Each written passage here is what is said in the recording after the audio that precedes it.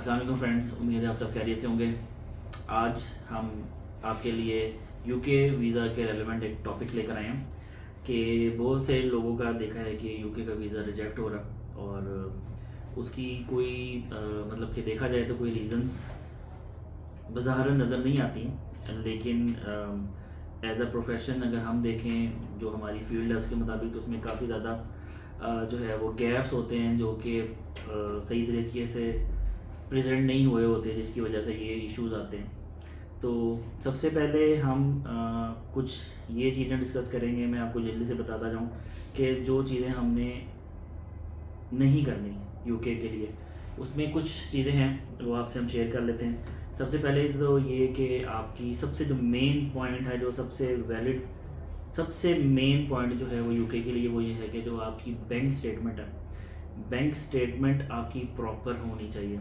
और सेकंड ये है कि जो आपका टैक्स रिटर्न है, जिसको हम इनकम टैक्स कहते हैं, और उसके बाद एक टैक्स रिटर्न हम फाइल करते हैं जो कि गवर्नमेंट को जाता है हमारा पार्ट हमारी टोटल एनुअल इनकम पे। उस पर यह है कि आपकी जो टैक्स रिटर्न है उसकी जो आपने एनुअल इनकम और आपकी जो बैंक स्टेटमेंट है वो आपस में मैच करनी चाहिए। तो सबसे बड़ा जो पॉइंट है वो यही पॉइंट है जो कि आजकल देखा जा रहा है, और काफ़ी लोग इस मार्केट में काम कर रहे हैं।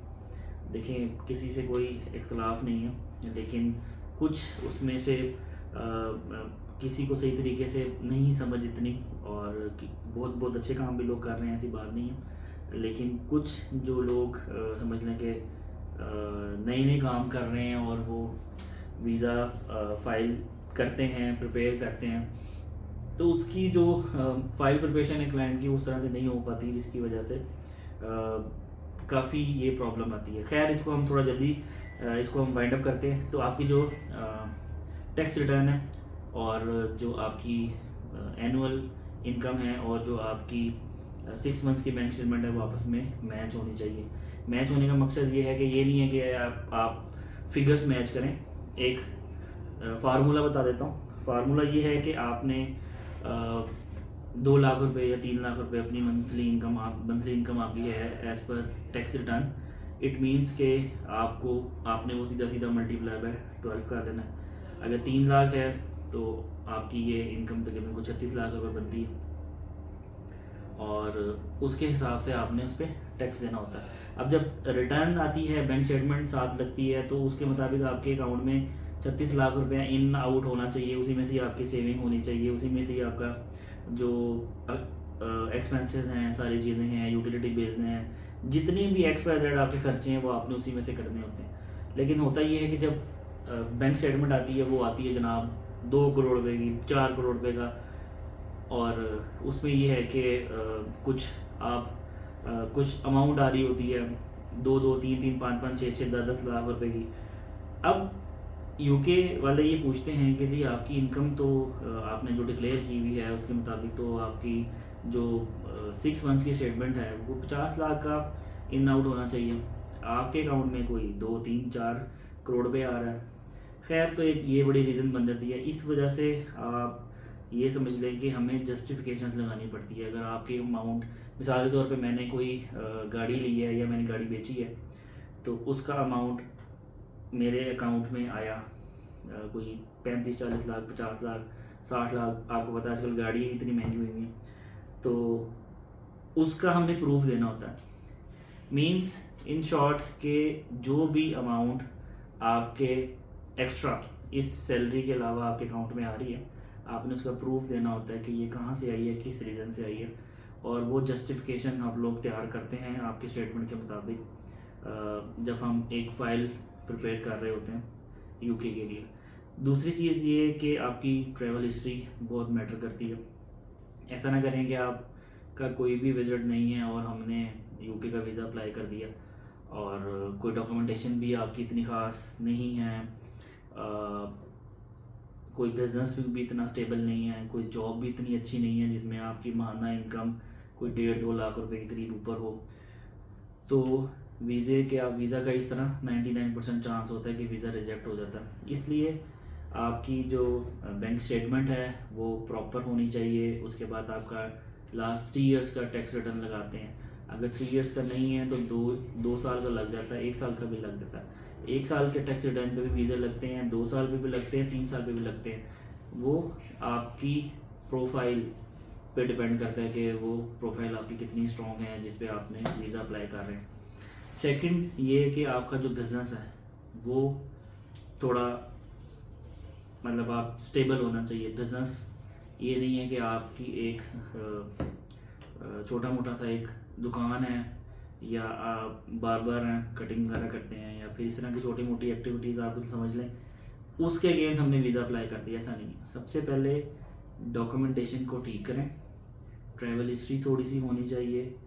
हमारे पास भी पैकेजेस वगैरह चल रहे हैं, हम भी कर रहे हैं। अगर 4 कंट्रीज़ 5 कंट्रीज़ 6 कंट्रीज़ में विज़िट करना चाहें तो हम पैकेजेस वगैरह कर रहे हैं। और लोग ट्रैवल हिस्ट्री के लिए वो ज़्यादातर होता है कि आप 5-6 लाख में ही आपका सारा 5-6 कंट्रीज़ विज़िट हो जाते हैं, तो समझ लें कुछ लाख रुपए की पर पर्सन कॉस्ट आ जाती।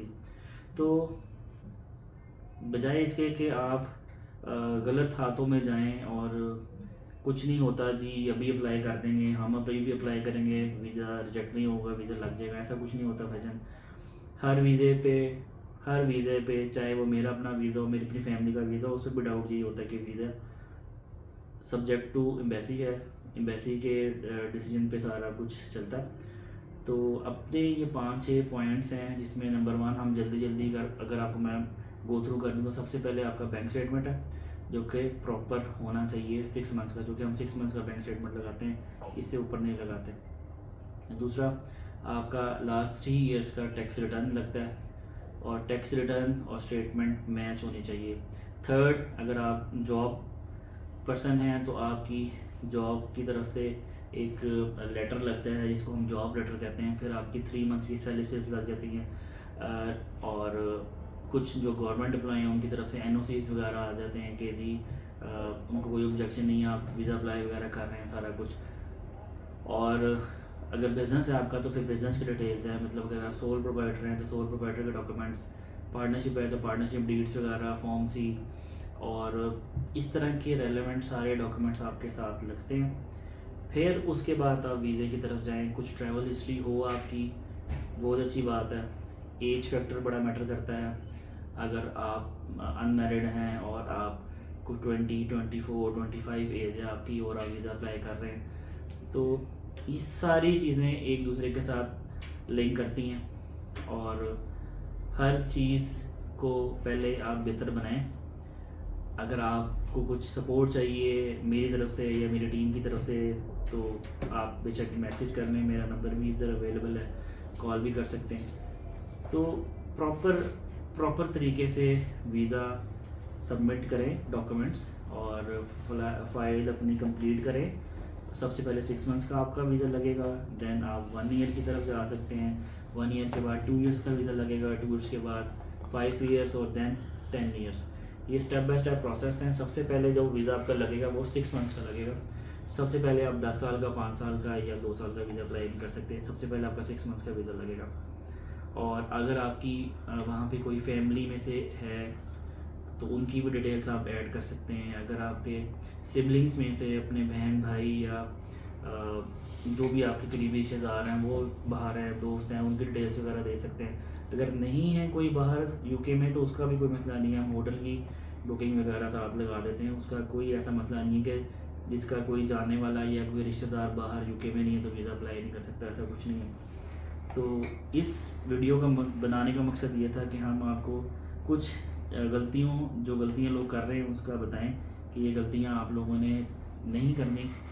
डॉक्यूमेंट्स को ठीक करें, थोड़ा टाइम ले लें, सब्र से काम करें, जल्दबाजी ना करें। एक रिजेक्शन आपकी 10 साल तक चलेगी।